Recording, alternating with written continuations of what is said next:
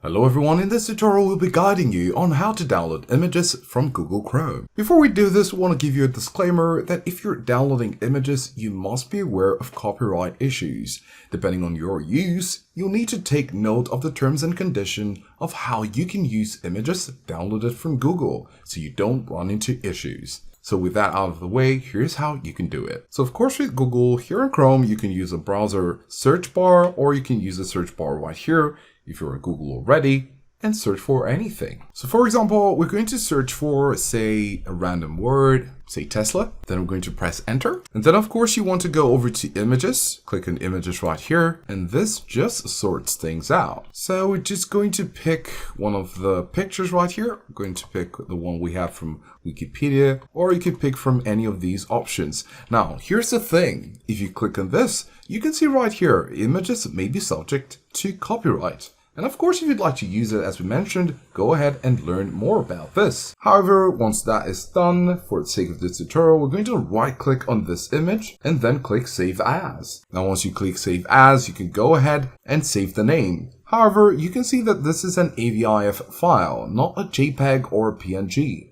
And that's the case with some of these photos on Google Chrome. Of course, we're showing you how you can actually download these images, but the types of image files, that's pretty much up to the search results. So if we click on the one on Wikipedia, right click on it, click on Save Image As, you can see that this is JPEG. And of course, you could name it as you wish just to sort things out. Of course, once you do that, you're going to have the location. You can see currently it's under the downloads folder. And once you do that, you can click on Save and you have the image saved from Google Chrome.